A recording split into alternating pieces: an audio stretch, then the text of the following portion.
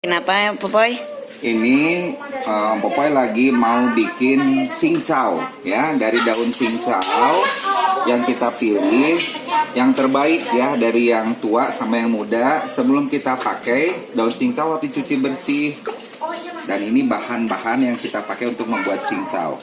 Kenapa cincau penting? Karena cincau mengandung serat yang sangat alami, bagus untuk tubuh.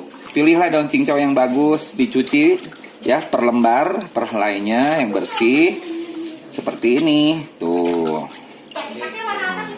Ya, sekarang daun cincau yang saya ambil ini kurang lebih 1 genggam ya, banyak banget.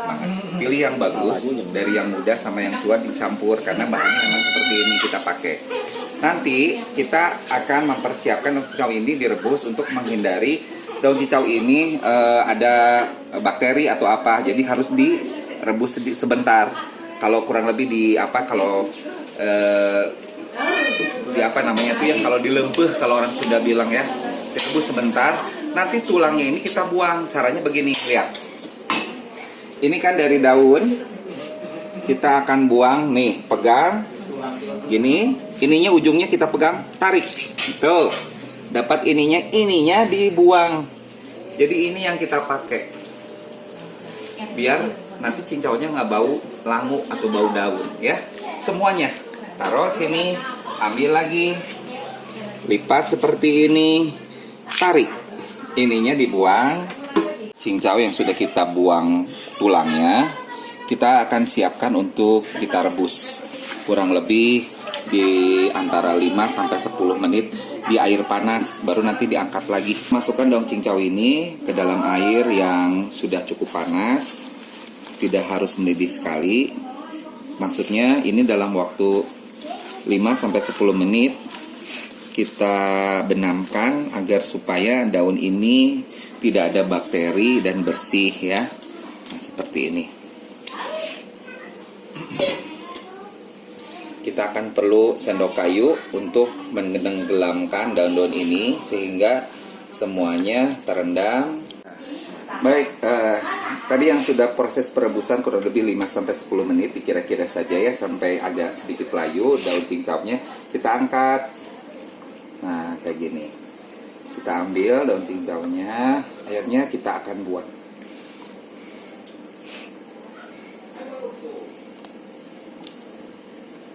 Ya, pemirsa, saat ini di depan Anda sudah ada satu tempat untuk pengolahan daun cincau. Dan ini ada air putih matang, panas ya, kurang lebih setengah gelas. Apa keperluannya untuk bahan tambahan membuat cincau?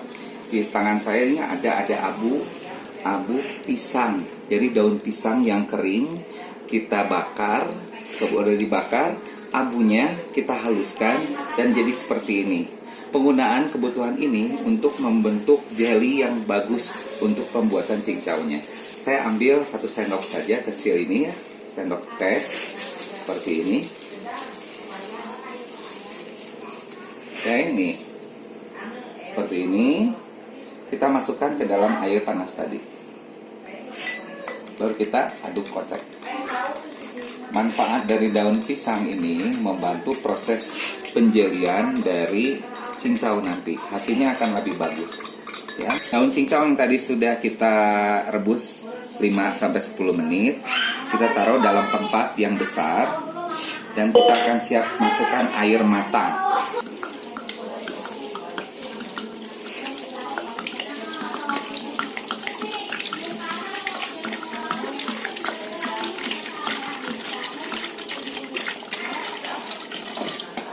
Sudah.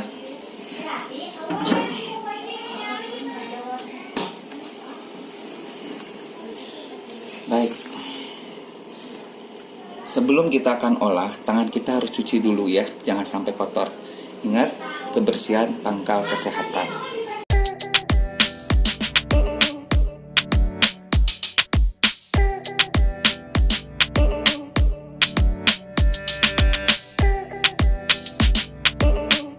Untuk menghindari busa yang ada di atas, usahakan pada saat mengolah cincau ini jangan dilakukan di atas tapi di bawah ya.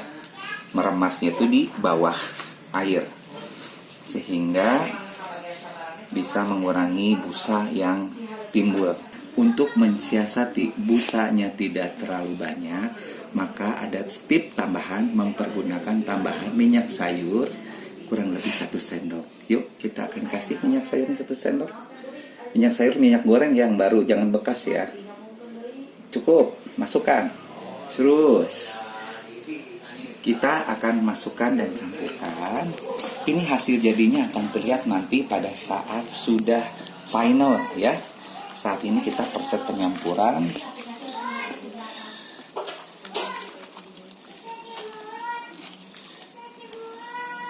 Oke teman-teman, saatnya tadi sudah kita remas daun cincau yang sudah dicampurkan dengan sedikit minyak goreng kurang lebih 1 sendok itu. Kita akan sisihkan menggunakan jaring yang biasa kita dapatkan di pasar seperti ini ya. Kita saring gitu kan, biar si daun-daun tadi tidak semuanya ikut kita ambil saringnya.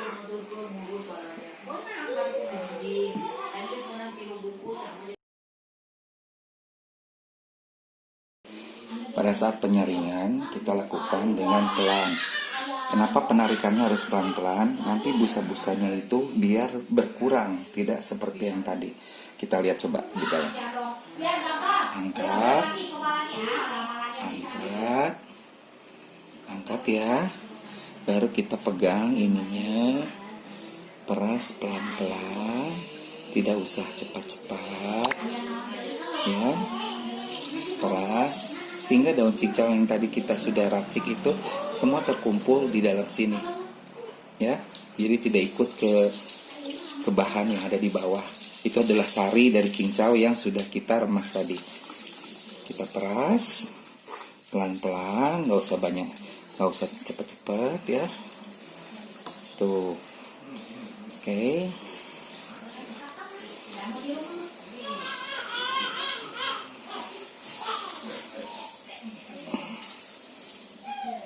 Oke, sip.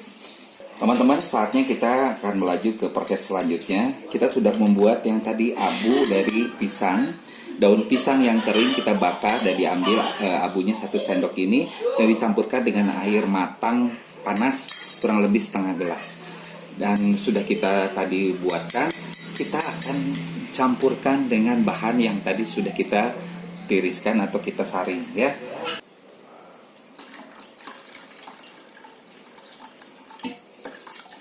Daun pisang ini akan membantu proses jelly daripada si bahan cincau tadi. Cukup secukupnya saja. Baru kita akan aduk ya dengan menggunakan sendok kayu ya, seperti ini. Kita aduk ya. Kita aduk. Bahan ini akan menjadi satu, dan terakhir untuk memaksimalkan hasil kita akan saring yang kedua kali biar kualitasnya akan tambah bagus. Sebetulnya kalau dengan 1 saringnya juga kadang-kadang udah cukup, tapi kalau saya pribadi untuk mengingat bahwa kebutuhannya itu biar benar-benar bagus dan merata, kita saring untuk yang kedua kali ya. Baik, kita siapkan saringan yang tadi yang sudah kita cuci lagi di baskom ya, dipasangkan seperti ini. Oke. Baru kita akan masukkan cincau yang tadi ada di sini ke dalam, yang sudah kita kasih dengan sedikit abu dari pisang yang kering sebagai pembentuk jelinya. Disaring untuk yang kedua kali untuk mendapatkan hasil kualitas cincau yang terbaik. Oke.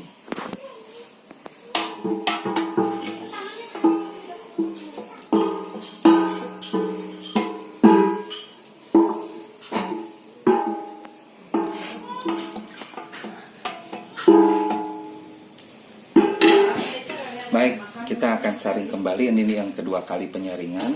Tentunya tidak akan terlalu banyak. Tuh, tidak ada busa ya. Lihat, hasilnya bagus kan? Tuh, kita angkat, ini yang kedua kali saringan untuk mendapatkan hasil dan rasa yang berkualitas. Dari hasil tadi penyaringan kedua, kita akan tempatkan di tempat yang akan kita simpan nanti di lemari es atau kulkas. Nah, ini kita akan ditempatkan sesuai dengan kebutuhan. ini ada 2 tempat. Kita tuangkan 1. Kurang meren. Jadi nyobain.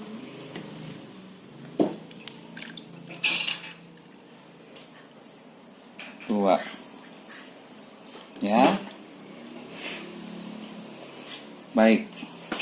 2 tempat ini sebelum dimasukkan kulkas, kita diangin-anginkan di luar kurang lebih 1 jam. Kenapa harus dianginkan 1 jam sebelum masuk kulkas? Dia kan akan keluar udara dari dalam. Nah, ada gelembung-gelembung itu nanti akan meletup-meletup dan tidak akan ada gelembung. Sudah 1 jam di luar, baru kita masukkan ke lemari es.